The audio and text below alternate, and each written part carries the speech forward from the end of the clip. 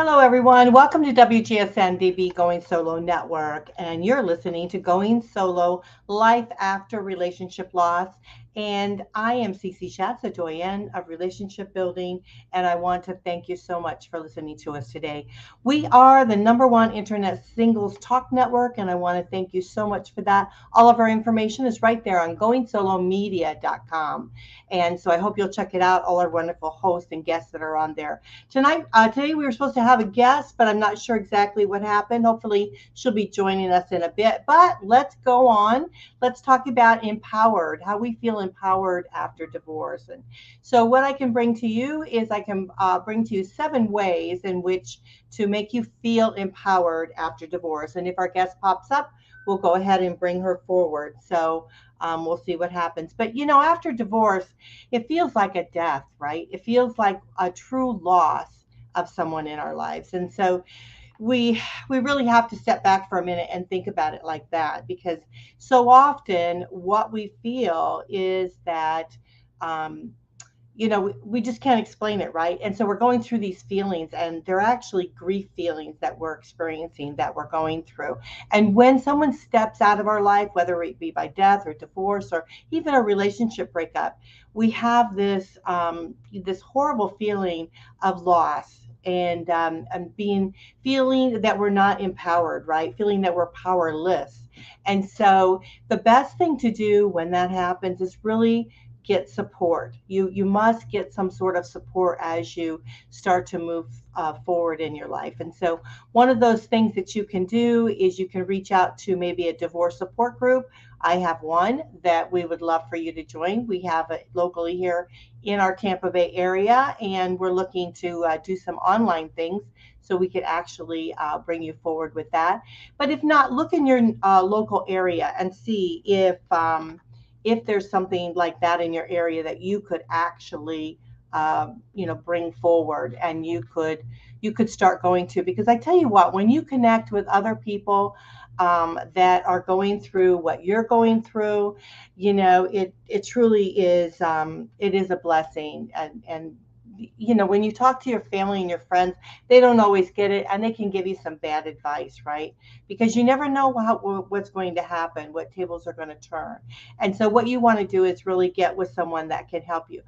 You can go with a divorce coach, or someone that specializes in relationship loss, and talk to them with regards to the situation, what has happened, how you're feeling. Because the biggest thing is that you don't really want to put the blame on the other person, because we all participate in a relationship, right? So what you want to do is you really want to get to a place that you of understanding for yourself as to what could you have done better, maybe what you want to do better, maybe what you want further in your life. And so you can think about those kind of things, and as you move forward. But if you go with a coach, they're professionals, they know how to bring this out of you, because a lot of the times our answers are deep within ourselves, and we don't realize that, right? We think, well, it's always the other person, but deep down, it's the healing that we must make from within for us to be able to travel to the next journey. And so that's what's very important for us. And so then the next step would be, I just have to get my notes here, is personal development after a breakup. So you definitely want to have that. And as I said before, it's really understanding those things that we're going through. And so by getting a coach or getting someone like that, you're actually um, starting to go from within, right? You're starting to get that peacefulness from within, understanding of who you are, what you want, where you want to be in your life, and all of those kind of things. So it's very, very important to start that journey of personal development. Also, you want to be starting to spend some time with families and friends. You want to get out of the house.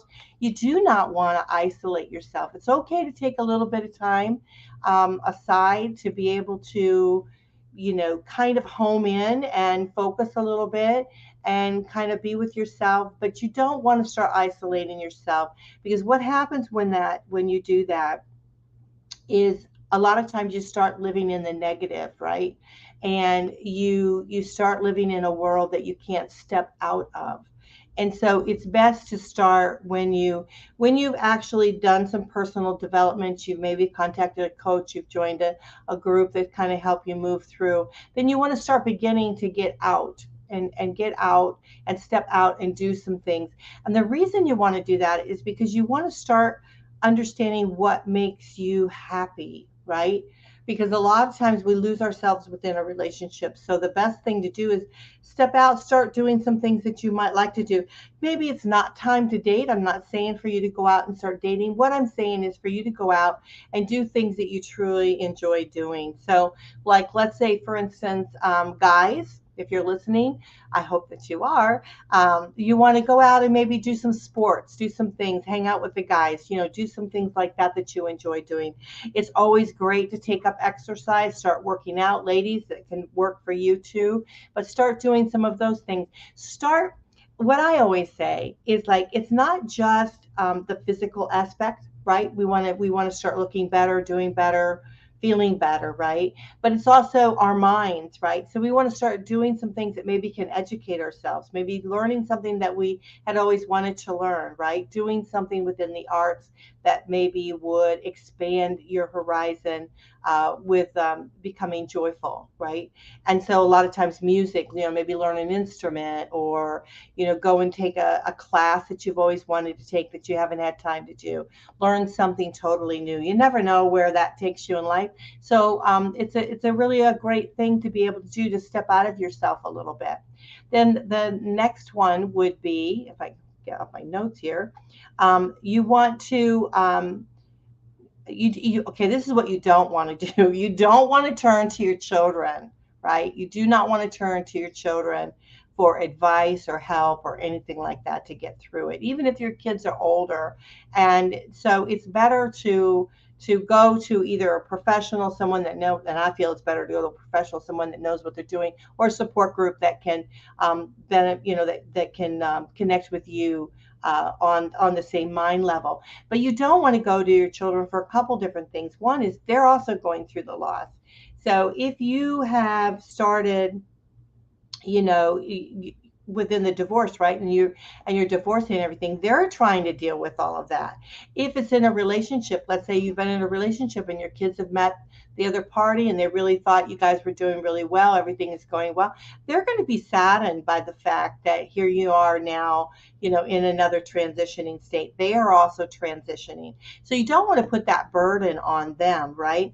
The other thing is kids want to feel like you're strong, that you can handle things, that you can get through life experiences, because this is their example, right? And so what you don't want to do, and I know that we all do it, and I've mucked up here time and time again, but what we don't want to do is we don't want our kids to think that life is such a truly challenge, and that there's no getting forward, getting through it, right? Without turning to those that you love. And so we want them to turn to us. We don't necessarily want to turn to them. So it's best not to do that. That is one thing I will say to you. Do not do that. The next thing is, we talked about it, take care of yourself physically, focus on your health, really start doing some things that might make you live longer, right? That's always a good thing. Maybe focusing on trying to get more in shape, both mentally and physically. You want to do that. It's also a great stress tool. So I remember years ago, I used to run 3 miles a day. And when I would get upset or angry or whatever, when I had a really bad day, I ran faster than I ever did. And so that was always a really good stress release for me. So find something that you can do that will give you that stress release. If you can't do something physically, then try to do something maybe mentally that would do that. I know that my sister used to do those coloring books. She would concentrate and do those coloring books, and that relieved the stress for her. It was something that was mundane, something that didn't take a lot of concentration, but it was something that she was able to actually refocus on and be able to do that. Avoid negative coping. So of course we want to stay away from alcohol. We do, a lot of times doctors will give you drugs and things in order to help get you through. Please think twice before you do that. If you need it, you need it. But if you're drinking alcohol, it can become something else. And alcohol is very addictive. Drugs are very addictive. So you want to think twice about doing those kind of things, but it's better not to do that. And that's not going to take your problems away from you. It's only going to mask your problems and probably create a whole nother set of problems. So it's best not to do that. So I hope you'll do that. So engage in self-care. And what we mean by that, as we said, you want to start doing hobbies and activities, start to expand your growth, expand doing things that you haven't done. And that will bring you joy, relaxation, and a sense of fulfillment when you're doing something that you truly enjoy doing. So look at those hobbies, things that you put down years ago that you thought maybe you'd like to do. You never know. Maybe you'd be interested in doing them now. Also, your personal growth, self-discovery, we talked about that, really trying to home in mentally on what you want to do. And a lot of people take up meditation. I think that's really a great thing to do. You take up meditation, you start being peaceful within yourself, you kind of home in on your own ability to be able to move forward in your life. And so those are really great skills for you to do as you continue to do. The other thing is be realistic about your expectations. I think that is one of the things that we have the hardest thing with, right? Because as we're in this spot, we think to ourselves, this is not where we thought we would be. So therefore, our expectation of what our future is something not what we thought it was going to be, right? So we have to start homing in on those expectations. We have to start saying to ourselves, okay, we are here where we're at, right? We are where we're at. Where are we going to go? And so we have to start setting in new expectations for ourselves, setting in new boundaries, new movement of choice. I call it movement of choice as you want to move forward in your life. And so you want to be good to yourself. Sometimes we beat ourselves up and we say, oh, this all happened. But the reality is sometimes we have to sit back for a bit, take a breath, and kind of really analyze where we're at, and then start our path again as we want to start moving forward. There's no need to beat ourselves up thinking that we should be better at, ahead or whatever in life. I mean, life happens, crap happens. And so when that does, we can't control another party in a relationship if we have a breakup. If if it's a loss of death, of course we can't control that.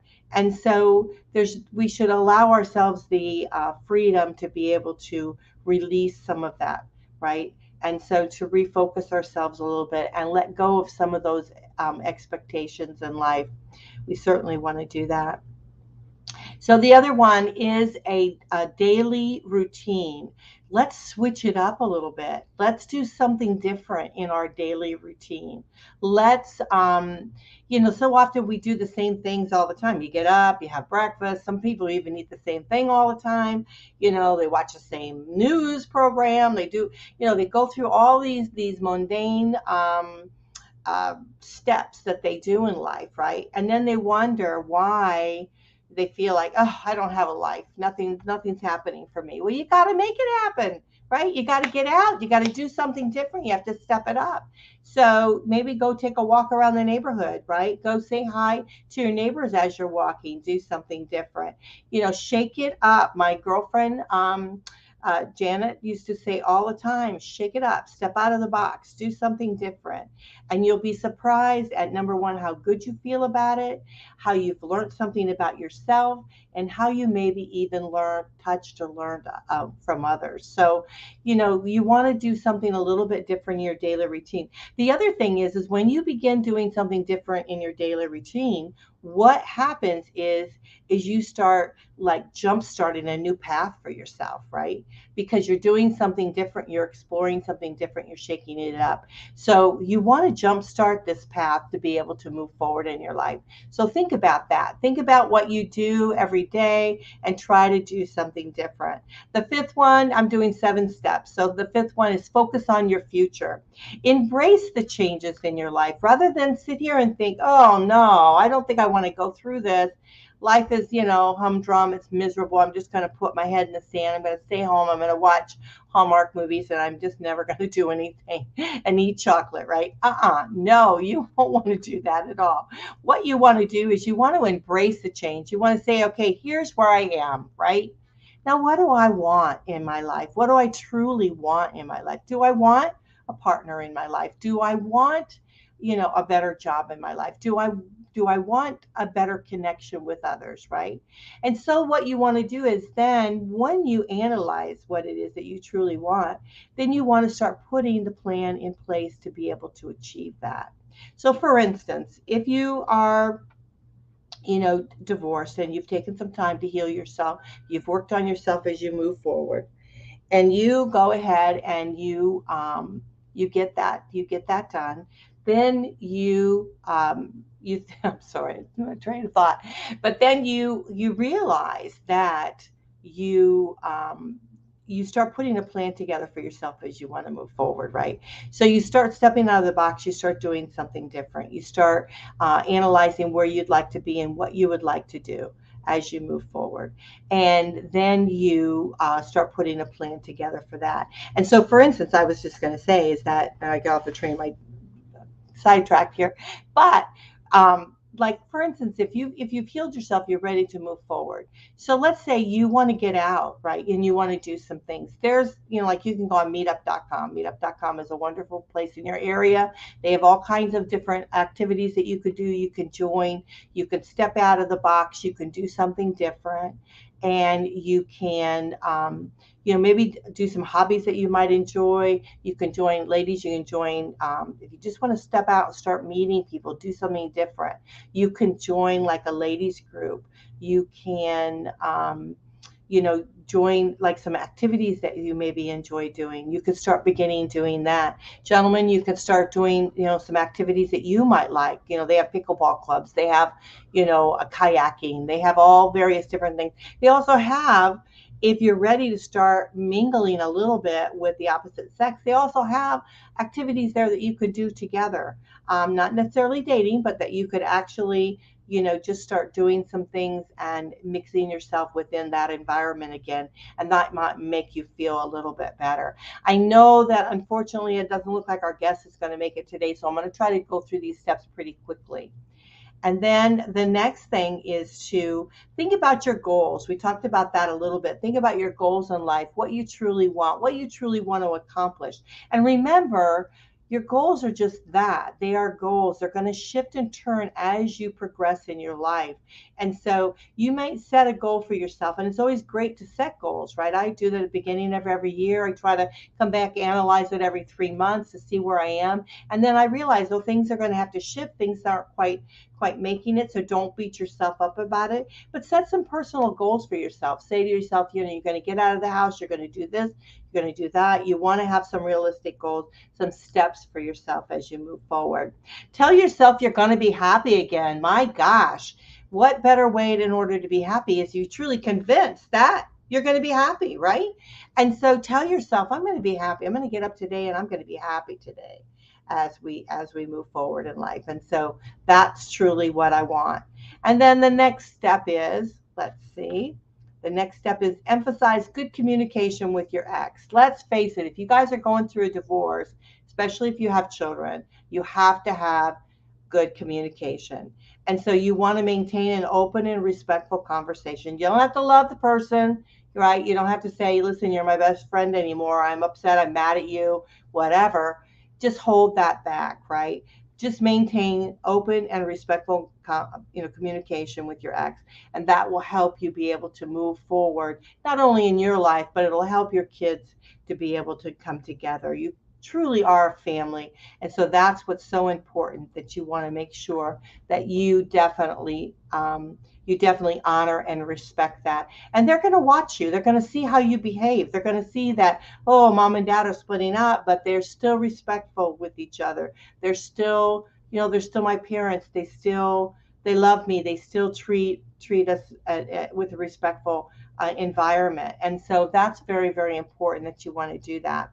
You want to communicate clearly and concisely as you're moving forward with your ex, right? It's There are different platforms that you can get on if you need to, scheduling, things like that for the kids. It gets kind of crazy. I know I have 5 kids myself. They're all grown now, but I remember when we were in baseball, cheerleading, and all those kind of things, and they got crazy, right?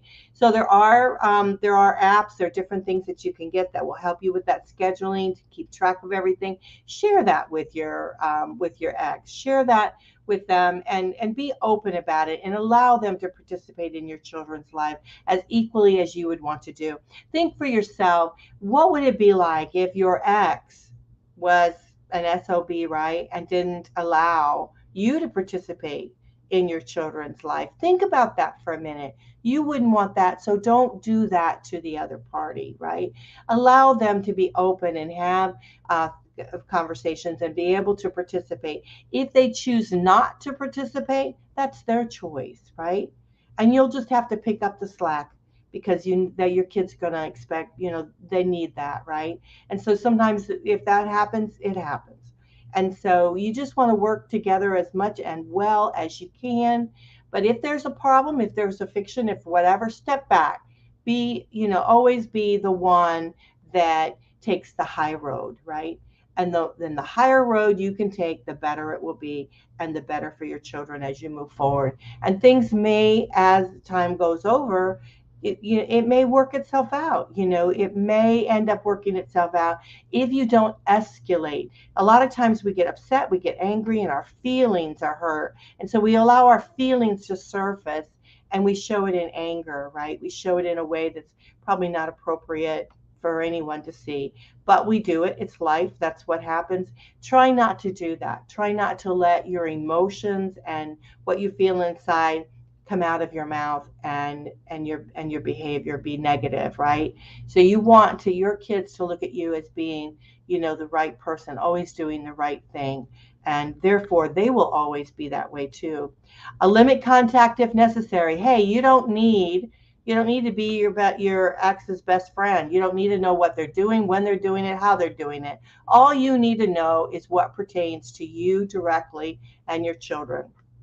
Whatever they do outside that parameter, you don't care. You don't need to know, right? You don't need to go on Facebook. You don't need to stalk them. You don't need to see what they're doing. You don't need to be their friend on Facebook. You don't need anything like that. You need to have an open, clear, concise communication that you can discuss things that need to be discussed. Other than that, you don't need to have any part of their lives. Whatever happened to you, whatever the situation that you've chosen to separate, it was a choice, right? It was an absolute choice, whether it be yours or theirs. So therefore, you are where you are, and now you have to move forward, right? So you do not need to belong into their lives, and they do not need to belong into yours. So the only thing that needs to be of concern with your ex is what is involved with the children. Other than that, they are a stranger, and that's how you look at it. And I remember one time um, I was talking to my ex about something or whatever, about my son and whatever, and then he said, well, I'm really glad that we can be friends. I said, whoa. I said, make no mistake, we are not friends. We are not friends. We are the parents of my son, and that's where we are, and that's all it will ever be from this day forward. You've chosen a life outside of me, and therefore you are not my friend. And that was a clear boundary for him to understand that, hey, you can't have your cake and eat it too, buddy. You can't have the privilege of my friendship, my laughter, my joy, my life. You can't have that anymore. What you can have is, you can have a great mom that will be there for my son, that all you have to do is pick up a phone and talk to me about our son. We'll be able to communicate clear and concise. You don't have to be rude. You don't have to be mean. All you have to do is be clear and concise as what you're going to be doing, and just move forward. If you need to, the last one is seek legal advice. If you need to, if you really truly have trouble, right, you need to seek legal advice. Now, my suggestion to you is, before you go and get an attorney and all of this, if you're going through the divorce, whatever, you probably already got one, but you've got to separate the business aspect of the divorce to the emotional aspect of the divorce, right? And the more you can tap in on understanding the emotional part of the divorce, maybe get a coach, someone like that that helps you get through it. Maybe you could do mediation that would save you time and money throughout divorce, right? When you hire an attorney is adversarial, generally speaking, adversarial, and therefore fighting is going to be involved. There's going to be, I want this, I want that kind of thing. But when you do mediation, you're actually coming together as a family, and you're dividing assets and expenses. So you want to look at it like that. You want to have somebody that helps you in your corner understand. The biggest thing I think as we go through divorce, we don't understand, right? We don't understand what's happening to us, and the attorneys don't have time to always explain that to us. So a coach will take the time to explain each and every step that you have to go through. Why is it important, right? Like your financial affidavit is one of the most valuable pieces of information that you'll have to fill out. And if you don't know how to fill it out, or if you feel uneasy about filling it out, there are coaches out there that can help you do that. They can sit down with you, go over them, and explain why this is important, what documentation you need to have, that kind of stuff. So seek advice. Seek advice to as what you need, right? And seek professional advice. You don't necessarily need to go to war, right? If you're going to be going down the road of divorce, you're going down that road one way or the other. And you don't need to go kicking and screaming and spending a whole lot of money, right? So the best thing to do is get a professional that can explain to you the process. You can understand it. You can get your head around it mentally as what you're going through in a business sense, right? Put your business cap on. Help your family to save money as you go through this process. And then if you need help on the emotional side of it, rather than lash out to the other party, get the emotional help you need. If you have insurance, check it out. There might be able to go to a therapist or something like that to be able to get help. You can go to a support group, or again, coaches. There are a zillion million coaches out there that can help you in a variety of different aspects. Connect with one of them and be able to help. And if you go to a coach, let's say you go to a coach and you don't connect, then get another coach. Move on and get another coach. If you feel it's too expensive, you can't afford it, find another one. There are many coaches out there that can help you. But when you find the one you really truly connect with, stick with it, because they can help you not only through the divorce, a lot of times they can even help you after the divorce and help you move forward in your life. So that's very, very important to do. Let's see if there's anything else. You want to stay out of court, right? Because court, believe it or not, court is not your friend. When you go to court, all they are is, they look at you as a number, right? You're a number, you're a process. It's, if you can stay out of it, both financially and emotionally, it's a better thing to do if you can do that. So stop for a minute, right? And really try to suppress that anger that you have inside as you're moving through, because there's 5 different stages of emotions that you're going to be going through. Grief, loss, you're going to be going through anger. You're going to get so mad that it's, as you go through a relationship loss, whether it's by divorce or just a relationship breakup, you're going to be experiencing that. So you want to go through those 5 steps, look them up, and we've got shows on them too. But you'll go through each one of those steps, and but none of those steps says go to court, right, and lose all your money. That's not on there. It's not on the list. There's, there's also, this is probably the last thing I'm going to say too, but as you're going through divorce, you have to also understand the personality of your ex, right?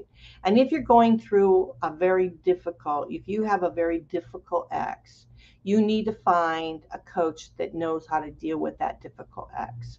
This is a whole different animal, and you need to understand that, because if you don't, that process is going to drag you through the ringer, both emotionally and financially. And so no attorney is going to be able to help you with that. So you want to go and find a coach that can help you deal with not only the economics of that, but also deal with the being able to go through and understand that emotionally what you're going through, right? So if you are dealing with, and I'm not saying, an ex that you get mad or whatever, but if you know that this person is We know the kind, right? Without being unkind. If you know you're going through that, you need to get somebody that's going to help you through that. You need to get a therapist. You need maybe to have a coach.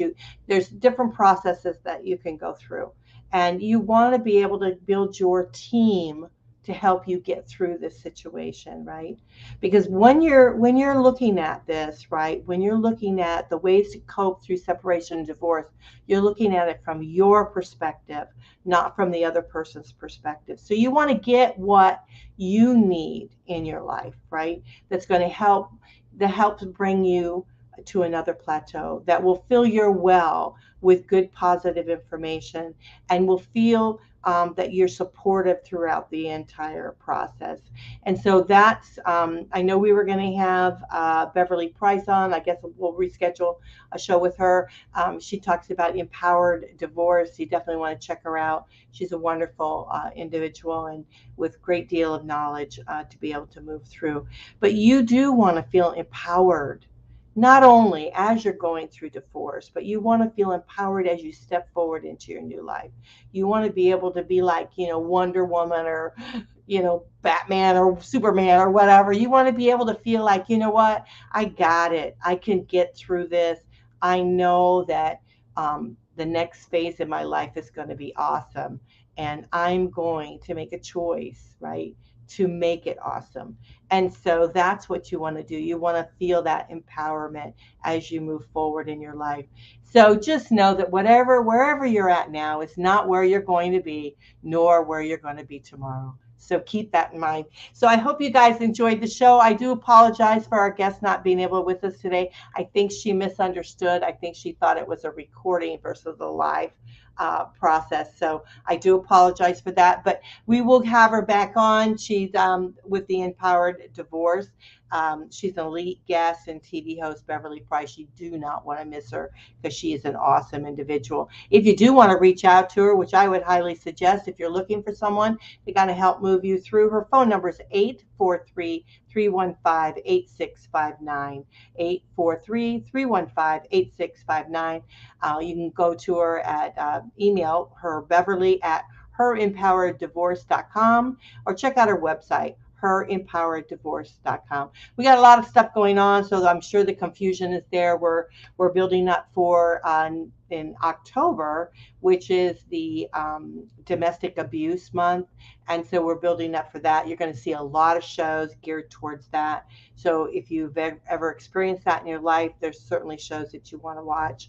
But we're doing a lot of that. So we're doing a lot of different shows. We're doing shows where we're doing live. We're doing recorded shows. We're doing all kinds of stuff. So I think that was a little bit of maybe a mix up on my part with her. So just know that she's a great individual, and reach out to her if you do need a coach or you need some help along the way. She definitely is there, and she can help you with it. So I hope you enjoyed today's show.